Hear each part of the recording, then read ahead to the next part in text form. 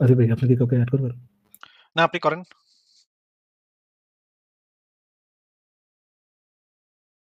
ড্রুপি আপনাকে যুক্ত করেছে বলেন।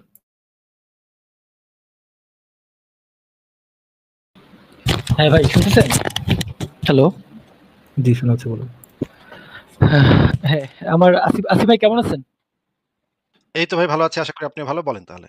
জি, আসিফ ভাই আমার ২ টা কি ৩ টা প্রশ্ন ছিল। অনেকক্ষণ বইসা আছি তো আমার সব গুলায় গেছে। কি যে প্রশ্ন ছিল সেটা আমি হ্যাঁ, মনে পড়ছে। আমি কিছুদিন আগে আপনার ওই একটা লাইভ শুনতেছিলাম। সেইখানে রিচার্ড ডকিন্স এর কিছু ভিডিও আ সম্পর্কে একজন কথা বলতেছিল এবং সেখানে দেখলাম যে সে বলতেছে রিচার্ড ডকিন্স নাকি আবার খ্রিস্টিয়ানদের মানে সপক্ষে কথা বলা স্টার্ট করছে না কি যেন। আমি অনেক খোঁজাখুঁজি করলাম। কিন্তু এই রিলেটেড কোনো কিছুই পাই না। আপনার কি এই ব্যাপারে কোনো কিছু জানা আছে যে সে ওদের সপক্ষে কিছু বলা স্টার্ট করছে বা কিছু? না, এরকম কিছু তো আমি পাই নাই। তবে সে যেটা বলেছে যে আ আ ইউরোপ, আমেরিকার যে ফ্রি সোসাইটি সেটা হচ্ছে জুডিও খ্রিস্টান কালচারের উপরে ভিত্তি করে গড়ে উঠেছে। জুডিও খ্রিস্টান কালচার এটা অনেক ধরনের পরিবর্তনের ভিতর দিয়ে গেছে, অনেক ধরনের সংস্কারের ভিতর দিয়ে গেছে এবং এই সংস্কারের ভিতর দিয়েই এখনকার যে ইউরোপিয়ান সোসাইটি মুক্ত সমাজ, সভ্য সমাজ সেটা গড়ে উঠেছে। তবে এটার মূল একটা গুরুত্বপূর্ণ ভূমিকা পালন করেছে জুডিও খ্রিস্টান কালচার। এখানে একটা গুরুত্বপূর্ণ ভূমিকা রাখছে। এইটা And Richard and Dawkins and he prefers Judeo-Christian culture over, not Judeo-Christian culture, Christian culture over Islamic culture any day. হ্যাঁ, সে এটাও বলেছে যে মানে ইসলামিক শরিয়া ভিত্তিক শাসনের থেকে এই জুডিও খ্রিস্টান কালচারটাই সে বেশি প্রেফার করবে যদি তাকে চুজ করতে বলা হয় এই দুইটার মধ্য থেকে। এটা তো সে অনেক আগে বলেছে এবং এটা তো আমাদের অনেকেরই কথা। এটা তো আর মানে ভুল কোনো বক্তব্য না যে আমরা একটা ইসলামিক শরিয়া রাষ্ট্রের থেকে জুডিও খ্রিস্টান সোসাইটি যদি হয় সেখানে যদি আমাদের চুজ করতে দেওয়া হয়, আমরা চুজ করব একটা সেকুলার সোসাইটি চুজ করব। কিন্তু যদি জুডিও খ্রিস্টান একটা সোসাইটি এবং ইসলাম এই দুটোর মধ্যে থেকে চুজ করতে বলা হয় তাহলে তো অবশ্যই জুডিও খ্রিস্টানের দিকে যেতে হবে ভাই, কিছু তো করার নেই। এইভাবেই প্রমাণিত হয়ে গেল আসিফ মহিউদ্দিন হচ্ছে ইহুদি খ্রিস্টানের দালাল। এই যে প্রমাণিত। যে হয়ে গেল। হয়ে গেল। আচ্ছা ভাই, বুঝতে পারছি। তাহলে হয়তোবা মিস ইন্টারপ্রেট করছে। আ এই যাই হোক জি। সেই সাথে এটাও আছে। এইগুলাও মানে আলোচ্য বিষয় যে খ্রিস্টানদের মধ্যে যে সংস্কারগুলা হইছে, এখন যদি আপনি পোপের বক্তব্য এখন একটু ফলো করেন দেখবেন পোপ বলতেছে যে গেরাও নাস্তিকরাও নাকি স্বর্গে যেতে পারবে। যদি ভালো কাজ করে তাহলে স্বর্গে যেতে পারবে। তারপর আবার বলতেছে যে এই যে আ বিবর্তন তত্ত্ব সত্য এবং গ্যালিলিওর সময় চার্চ ভুল করছে। এই জিনিসগুলো এখন চার্চ থেকে একদম মানে ইসের থেকে পোপ থেকে সরাসরি পোপের পক্ষ থেকে সরাসরি পোপ তো ক্যাথলিকদের সর্বোচ্চ ধর্মীয় নেতা। তার পক্ষ থেকে এই জিনিসগুলো একদম পরিষ্কারভাবে স্বীকারোক্তি দেয়া হচ্ছে যে আ সবারই সমাজে বসবাস করার অধিকার আছে। ইনক্লুসিভ একটা সোসাইটি হইতে হবে যেখানে সবাই একসাথে বসবাস করবে। নাস্তিকরাও থাকবে, সমকামীরাও থাকবে, আবার খ্রিস্টানরাও থাকবে, মুসলিমরাও থাকবে। এই জিনিসগুলা তো তাহলে তো আমাদের আসলে সেরকম কোনো প্রবলেম নাই। তারা তো আমাকে কোপা দিতে চাচ্ছে না। তাহলে তো অবশ্যই আমি সেই রকমের একটা সোসাইটি চাইবো। জি ভাই, বুঝতে পারছি। সেরকম সোসাইটি চাইলে ভাই, ওয়াই নট পেডোফাইল মোহাম্মদ ভাই? নবী কি দোষ করছে আসিফ ভাই? নোবেল মোহাম্মদ তো বলবে আমারে জামাই করতে। আর পোপ বলতেছে যে যদিও খ্রিস্টান মানে টেক্সটে এগুলা লেখা আছে, জঙ্গিবাদী কথাবার্তা আছে। কিন্তু বর্তমান পোপই বলে দিচ্ছে যে এগুলা মানার দরকার নাই। এগুলা মানে পুরোনো দিনের আইন কানুন এগুলা মানার দরকার নেই। তাহলে তো ভাই মেজর যে সমস্যাটা এটা তো কেটে গেছে। তো দেখছেন ভাই, দেখছেন ভাই, আপনি একটা ধর্মকে আপনি প্রেফার করতেছেন, অন্য ধর্মের উপর আপনি যেটা করতেছেন, এটা তো ভাই বৈষম্যমূলক আচরণ হয়ে গেল আসিফ ভাই। আপনার বিরুদ্ধে একটা বৈষম্য বিরোধী ছাত্র আন্দোলন আচরণ দরকার। ফারাজ ভাই, আমি একটা জিনিস ভাবতেছিলাম যদি বিবর্তনবাদ বা ইভলিউশন যদি আরেকটু শক্তপোক্ত হয়ে যায়, যদি অন্যান্য ধর্ম এটা মানা শুরু করে, তখন যদি ইসলামও মানা শুরু করে এই বইলা যে কোরআনে তো লেখা আছে আমি যা জানি তোমরা তা জানো না, এর ভিতরেই বিবর্তনবাদ লুকায় আছে। ভাই এই ইন্টারপ্রিটেশন বহু আগে থেকে জানো, আপনি হয়তো বা ও জানেন না। ও আচ্ছা, আচ্ছা, আচ্ছা।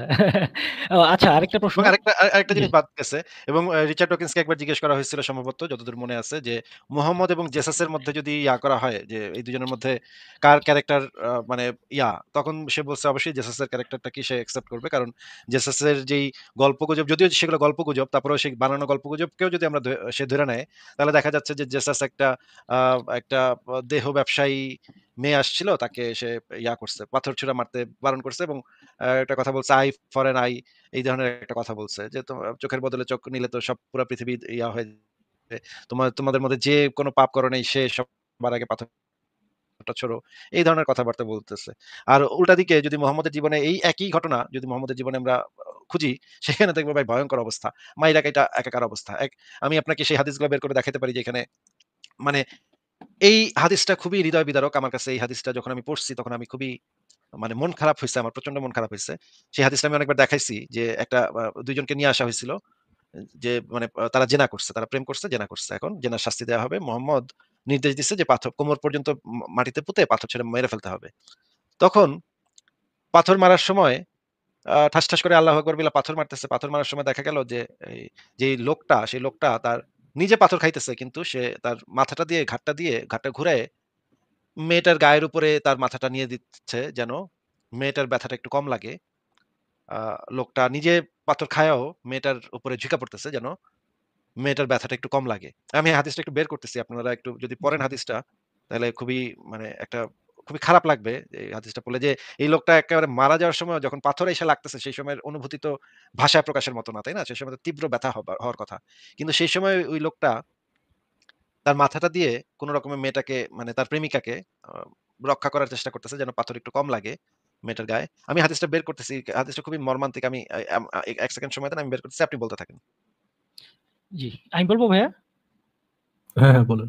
ও হ্যাঁ, আরেকটা জিনিস আমি আপনার অনেক আগে একটা ভিডিও দেখছিলাম। সেই ভিডিওতে খুব সম্ভবত একটা যুক্তি ছিল যে মানে বিশ্বাসীদের একটা যুক্তি ছিল যে শিক্ষকরা তো জানে কোন ছাত্র ভালো খারাপ তারপরেও পরীক্ষা নেয়। আপনি তো বুঝছেন মানে পয়েন্টটা ধরতে পারছেন।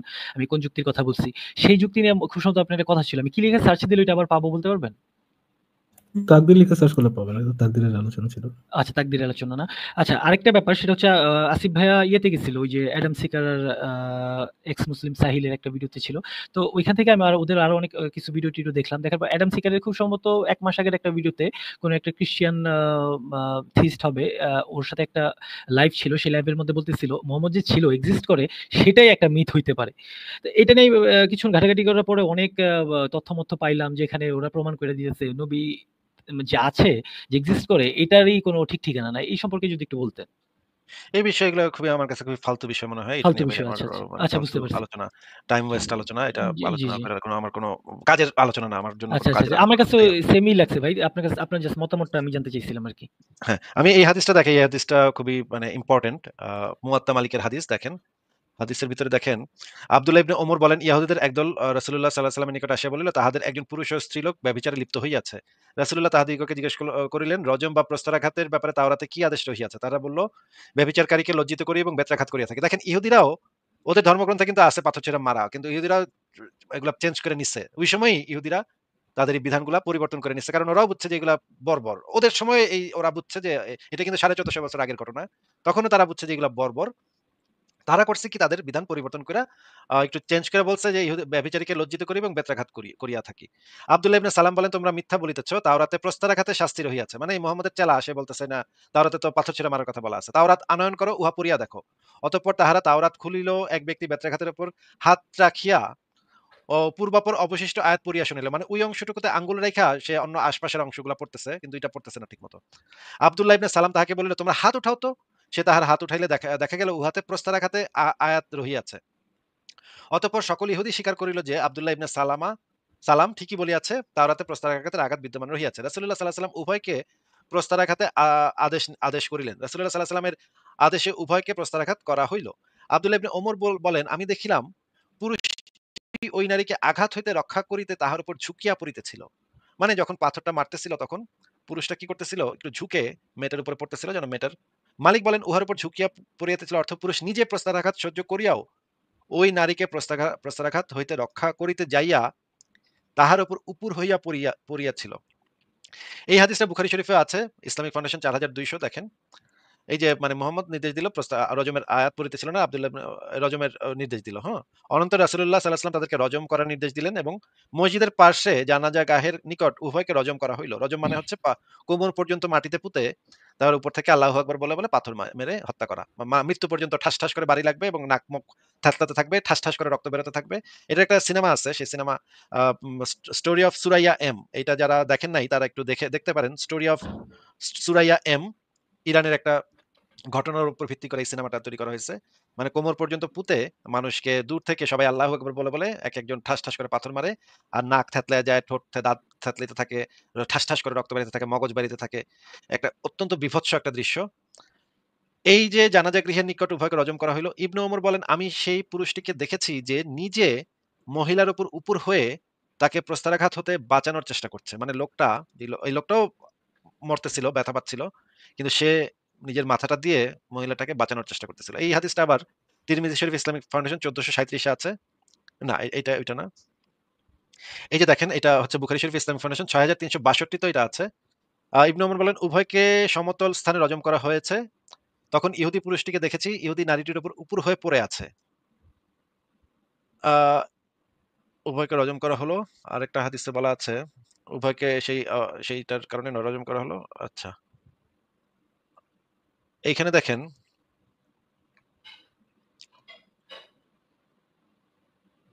কিভাবে রজম করতো দেখেন। খালিদ ইবনে ওয়ালিদ আ সম্মুখে অগ্রসর হয়ে তার মাথায় একখণ্ড পাথর নিক্ষেপ করতেই রক্ত ছিটে এসে তার মুখমণ্ডলের উপর পড়ল।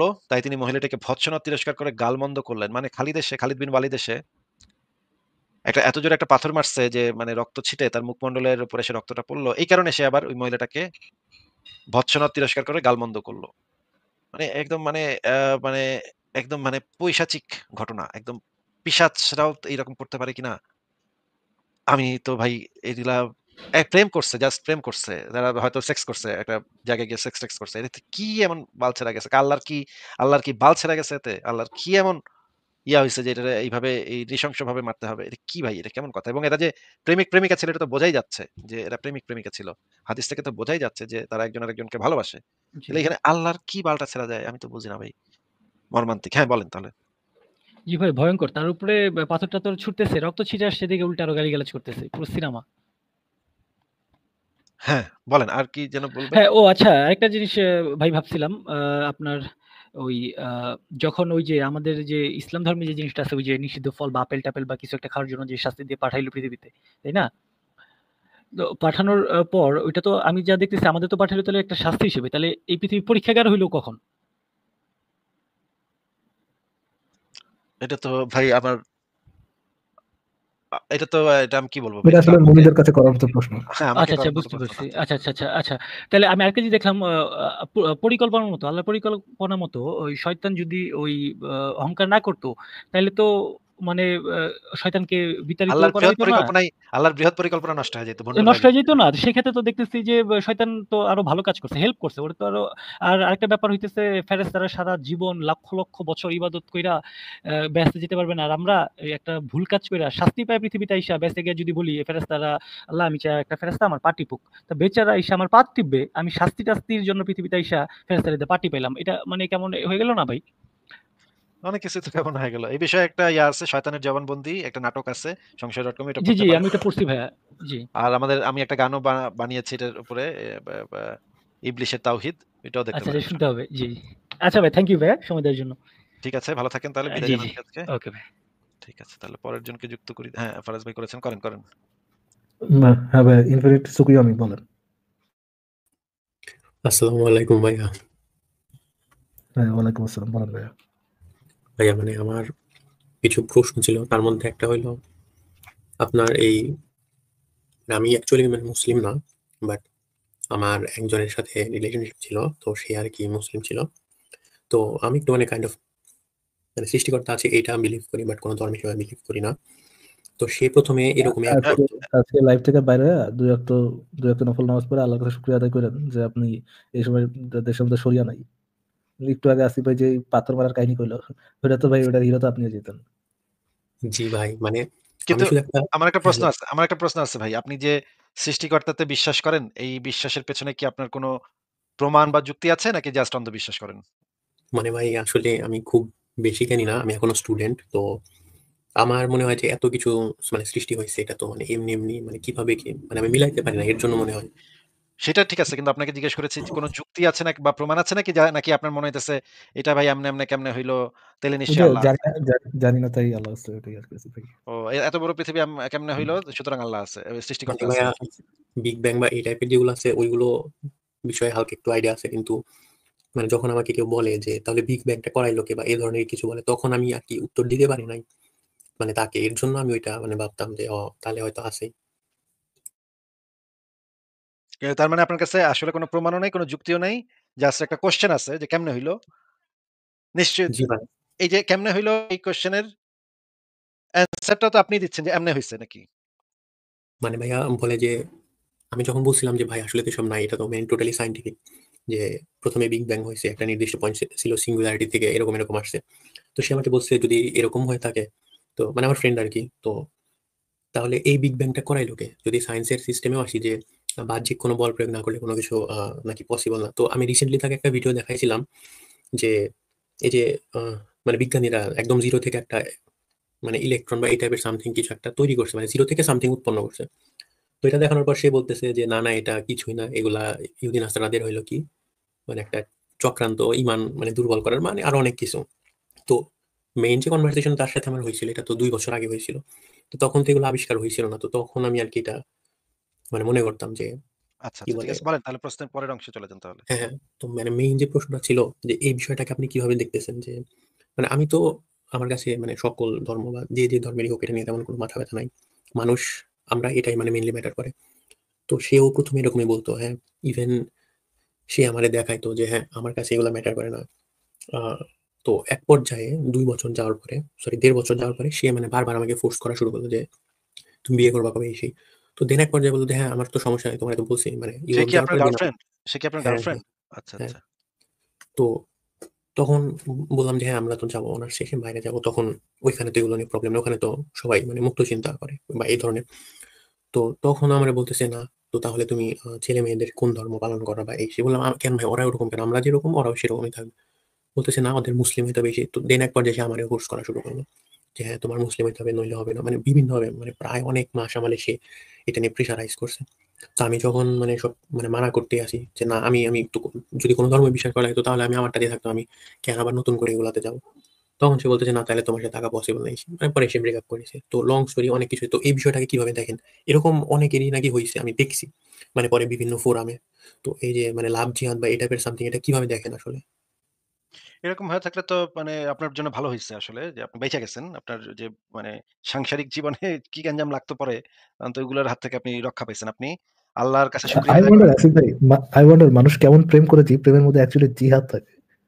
মানে কেমনে পসিবল এরকম একটা প্রেমের সম্পর্কে যাওয়ার? আমি জানি না আপনি যার সাথে ইয়ে করতেন, তাকে তো আমি জি, চিনি না, ওই জন্য আমি কমেন্টই করতেছি না। বাট দ্য থিং ইজ, মানুষ প্রেম করার আগে কিভাবে কারো সাথে ওরকম প্রেম করতে হয় যেখানে অ্যাকচুয়ালি একটা জিহাদ থাকে? এটা কেমনে পসিবল? ইনটেনশন বোঝা যায় না না ভাই, কার মানে এটা ইনটেনশন কি কি? পরে আমি জানতে পারছি যে এরকম নাকি টার্মস আছে মানে ইসলাম ধর্মে যখন যুদ্ধ তাহলে করে মোস্ট নাকি কাজ প্রবাবলি হয় আপনার না। গার্লফ্রেন্ড হয়তোবা লাভ জিহাদের জন্য আসে নাই আপনার কাছে। বাট পরবর্তীতে তার কাছে মনে হইছে যে ওকে, আম বা পরবর্তীতে সে ধীরে, ধীরে রিলিজিয়াস হয়ে গেছে হঠাৎ করে। না হইতেই ভাই পারে। বাট আমি এটা হইলে যে লাভ জিহাদ হবে জিনিসটা এরকম না। একেবারেই যে আমি কেউ আসে না সেটাও আবার না। আমার কিন্তু ইনবক্স খুললে কিন্তু এরকম অনেক অসংখ্য প্রমাণ আছে আমার কাছে কি যে কি কি কি আসে আসে ভাই? নিকাহ করবেন, দিনের পথে আসলে নিকাহ নিকা করবেন এরকম? নিকা করবে, হ্যাঁ। আমাকে ছবি পাঠাবে, পাঠাবে, ভিডিও পাঠাবে, আমার সাথে বিয়ে করবে, কত কিছু করবে। আমার এই ৩-৪ নাম্বার বিবাহ হইতেও রাজি আছে যদি আমি আসি আরকি। তো এরকম দিনের আছে পথে আমার আসে। কাছে। বাহ! বাহ! বাহ! বাহ! বাহ! বাহ! ভাই আমার এটা মানে মনে হয়েছিল কি জন্য আসিফ আমি আসিফ ভাই, why don't you believe in the theorem of নিতে পারলে দিতে হবে?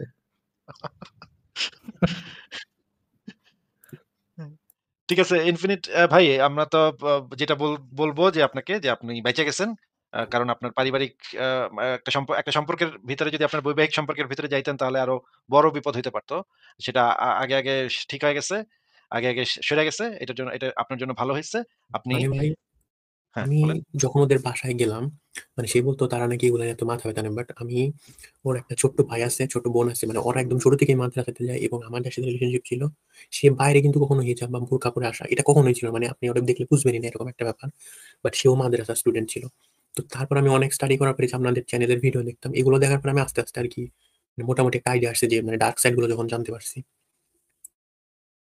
আল্লাহর কাছে শুকরিয়া আদায় করেন যে মাউস ট্র্যাপে ঢুকেন নাই। নাইলে আজকে পেডোফিলিয়া ডিফেন্ড করা লাগতো। আহা! না আবার ভাই এটা তো কখনোই না। রিলেটেড এটা করে কখনোই সুযোগ না। করে। অসম্ভব ভাই। কারণ আমি কেন ভাই? আপনাদের চ্যানেলে ভাই অনেক আগে দিনের থেকে পথে মানুষ এত পেডোফিলিয়া ডিফেন্ড করতেছে না। আপনি ডিফেন্ড করলে সমস্যা কই? মানে অনেক আগে থেকে ভাই আমি ফলো করি। তো এখানে আমি অনেক ধর্মেরই সমালোচনা দেখছি। ইভেন সনাতন ধর্মেরও দেখছি। তো আমার কাছে ভাই যেগুলো লজিক্যাল কথা আমি যেটা বুঝতেছি যে না এটা ভুল। তারপরেও মানে ওই বিষয়টাকে আমি বলব যে না এটা তো ভুল না। মানে এই কাজটা আমার দ্বারা হয় না ভাই। আচ্ছা, নবী করলে ঠিক আছে। পেডোফিলিয়া ভুল হতে পারে? সুকরিয়া আমি ভাই, নবী জি ভাই বুঝতে পেডোফিলিয়া করলে পারি। পেডোফিলিয়া ভুল, নবী পেডোফিলিয়া করলে পেডোফিলিয়া ভুল হইতে পারে? না ভাই এটা তো এরকম কি আমার সম্ভব? নিজের কাছেও খারাপ লাগছে যে এত মানে এই যে কিছুদিন আগেও ২ দিন আগেও এটা নিয়ে আপনাদের ডিসকাশন শুনলাম। মানে একজন আসছিল কথা বললেন এই যে আয়েশাকে অল্প বয়সে মানে বিয়ে করানি। তো এটা আমার অনেকটাই খারাপ লাগছে। মানে কেমনে কি ভাই? মানে এইটুকু একটা বাচ্চা না দেখে কেমনে কারো ফিলিংস আসে? মানে অদ্ভুত। মানে মাথায় তো কাজ করে না। আচ্ছা, ঠিক আছে। ঠিক আছে সুকরি আহমেদ ভাই। থ্যাংক ইউ যুক্ত হওয়ার জন্য। দেখি তাহলে আমরা নেক্সট কারোর কাছে যাই। জি ভাই, ধন্যবাদ ভাই। টেক কেয়ার ভাই। লেডিস লাভ জিহাদ আছে ভাই, লাভ জিহাদ ইন রিভার্স। উইয়ার্ড না? হ্যাঁ, যারা, আচ্ছা যারা দেখি লাভ তাহলে জিহাদ করতে চান তারা ভিডিও আমাকে পাঠাতে পারেন। আমি একটু চিন্তা করে দেখব। ভিডিও রেকর্ড করে আমাকে পাঠিয়ে দিবেন। একটু ইয়ে করেন, আসিফ ভাই ক্লিয়ার করে দেন। কি টাইপের ভিডিও না, না, চান? In which pose? না, না, আস্তে, আস্তে ওই করে কানিজ আছে। শুনলে অসুবিধা আছে। আচ্ছা। আমার ফেক আইডির ইনবক্সে পাঠাবেন। বেশি, বেশি ভিডিও। আমি দেখে ও তারপর সিদ্ধান্ত নিব ইমান আনা যায় নাকি যায় না। হ্যাঁ, ঠিক আছে। আমি চিন্তা করে দেখব। ঠিক আছে, পরের জনকে তাহলে যুক্ত করি।